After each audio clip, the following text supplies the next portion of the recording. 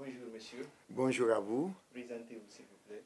Je suis Fodé Mohamed Souma, le président du parti Génération Citoyenne GC et en même temps député et vice-président à l'Assemblée nationale, 5e vice-président. Et justement, hier, on a suivi la sortie de plus de 15 organisations de la société civile guinéenne, en tout cas qui ont proposé des solutions pour une issue de crise. Et parmi ces solutions a figuré la dissolution de l'Assemblée nationale, encore une fois.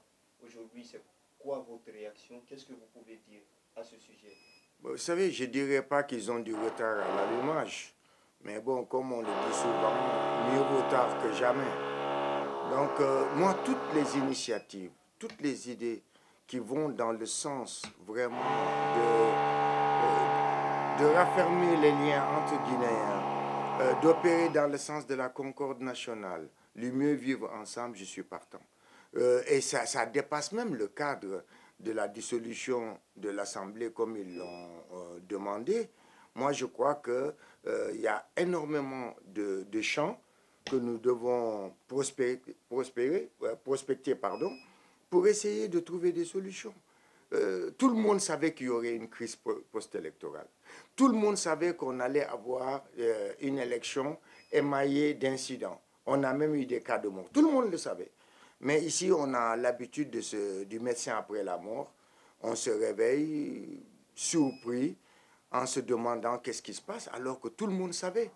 Je crois que si on avait été écouté au niveau de l'Alliance patriotique, l'opposition parlementaire, qui a été vers l'opposition extra-parlementaire, vers la société civile, eh bien, on n'en serait pas là. Mais simplement, il y en a qui ont estimé que vaille, il fallait ceci ou cela, bien qu'on assume. Moi, ce que je regrette, et là où je mets le doigt, c'est d'abord la libération des personnes arrêtées. Que ce soit les opposants, que ce soit les gens du FNDC, que ce soit tous ceux qui ont été emprisonnés, arrêtés en marge des manifestations, moi c'est un tout. C'est comme la dernière fois, lorsqu'on a libéré quelques membres du FNDC et pas tout le monde, je crois qu'il faut tout mettre dans le même paquet. Ou on veut que ce pays marche normalement, ou on continue à marcher sur la tête. Et voilà, au-delà parmi ces solutions, il y avait également la révision de la Constitution qui a été soulevée antérieurement et qui a fait d'ailleurs des tollés. C'est quoi votre avis sur vous savez, c'est ce que j'ai dit, avoir du retard à l'allumage. Aujourd'hui, il y en a qui sont même dans le déni de l'existence de l'Assemblée nationale. Alors que nous avons installé notre président, notre bureau, nos commissions, nous fonctionnons, nous travaillons pour la Guinée et les Guinéens, mais il y en a qui sont dans le déni. De la même façon, il y a une constitution qui a été promulguée. Personnellement, j'étais contre la constitution, je ne l'ai pas votée, je voulais une révision, je me suis battu contre une nouvelle constitution, mais du moment que la Cour constitutionnelle a décidé qu'il y avait une nouvelle constitution promulguée, en tant que patriote, et autour de notre pacte social, je me range, je m'aligne, je prends acte et j'accepte.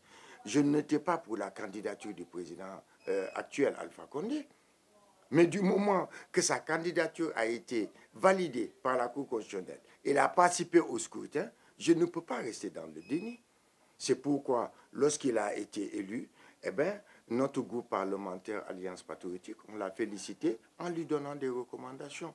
Je crois qu'il faut arrêter d'être dans cette situation de se regarder en chien de faïence, dans le déni, dans l'adversité, dans la violence. Le pacte républicain voudrait aujourd'hui que nous consolidions notre mieux vivre et ça passe par la nation. Ça passe par la communauté d'intérêt que nous lie. Mais avec l'ethnostratégie, avec des politiciens en mal d'inspiration, en mal de projets qui veulent tout simplement que le pays brûle ou qu'ils existent, je pense que c'est inadmissible. Donc aujourd'hui, je crois que chacun doit savoir raison garder. Voilà, justement pour atteindre tout ce stade-là aujourd'hui, en tout cas, quelle est votre proposition de sortie de crise? La proposition, elle est simple. Elle est que les élections sont terminées. Le président doit faire appel aux candidats, doit les recevoir. Tous les candidats qui ont participé au scrutin, il doit les recevoir. Ça, c'est la première chose. La seconde, c'est qu'il doit, à partir de maintenant, savoir qu'il n'a plus de problème de mandat, de foyer électoral, de poids électoral. Après 10 ans de gouvernance, il doit avoir tiré les leçons des difficultés, des échecs de ce qui n'a pas marché. Parce que quand on veut évoluer, on ne regarde pas ce qui a marché. Personne ne dit que son bilan est totalement négatif. Personne ne dit qu'il n'a rien fait. Mais il doit se focaliser sur ce qui n'a pas marché. Et ça commence par constituer un gouvernement restreint pour aller dans le sens vraiment de la réduction du train de vie de l'État, aller vers un gouvernement restreint. Je l'ai toujours dit, la Guinée n'a pas besoin de plus de 20 ministres. Ça, c'est un appel d'air pour de la bonne gouvernance. Et puis surtout, essayer de discuter avec les gens, le président de la Cour constitutionnelle, avec les partis de l'opposition. Parce que nous avons eu des élections communales inachevées.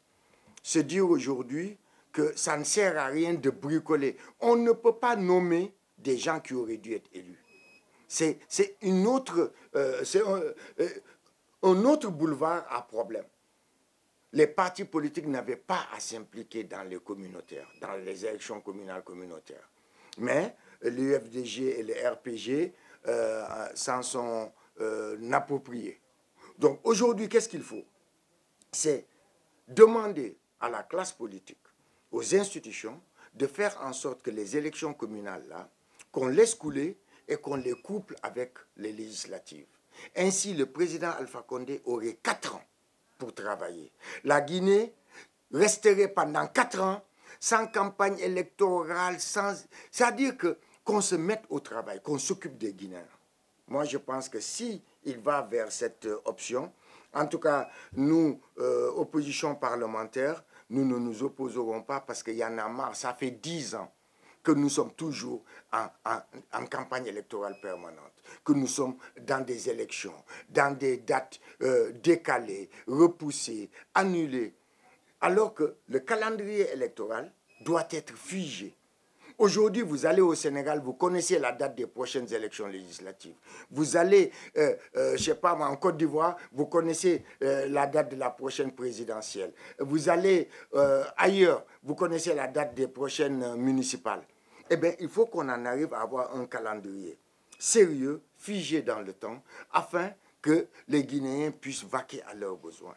Donc, s'il fait ça, ce serait déjà un début, hein, le début d'une rupture avec les pratiques du passé et surtout l'amorce d'une nouvelle dynamique qui nécessite une rupture totale avec les agissements du passé. Donc, ça, c'est le premier pan. Le second pan, c'est par rapport à la Cour constitutionnelle, par rapport à sa prestation de serment. Je souhaiterais que cette prestation se fasse à minima. Donc, je souhaiterais que cette prestation se fasse à minima, sans avoir besoin d'appeler les chefs d'État, organiser des mamayas, c'est-à-dire aller à l'essentiel. C'est-à-dire constituer son gouvernement maintenant, aller devant la Cour constitutionnelle, faire la prestation de serment. Moi, je pense qu'en une demi-heure, ça peut... Et ça, ce serait un modèle, un exemple pour les populations qui souffrent, pour les populations qui savent que les difficultés arrivent. Mais on ne peut pas avoir une situation sanitaire désastreuse et y associer des problèmes sociaux, des problèmes politiques, des problèmes électoraux. On ne peut pas continuer à gouverner dans cette pagaille. Parce qu'aujourd'hui, la crise sanitaire, on a même l'impression qu'elle est derrière nous. Parce qu'il y a un échec total de ce gouvernement à ce propos. Mais on ne peut pas avoir une crise sanitaire, une crise sociale, une crise politique, une crise économique à la fois et espérer obtenir des résultats. Donc c'est pourquoi je dis on ne peut pas ouvrir plusieurs fronts à la fois. Donc, je récapitule. Il n'a qu'à vraiment élargir tous ceux qui sont en prison. Tous tant qu'ils sont. Ça ne nous coûte rien du tout. Il forme son gouvernement très rapidement, restreint, et surtout composé non pas de ceux qui ont mouillé le maillot, mais garder ceux qui ont eu des résultats et faire appel à ceux qui peuvent faire le job. Aujourd'hui, il a besoin de résultats. Ensuite, une prestation de serment à minima.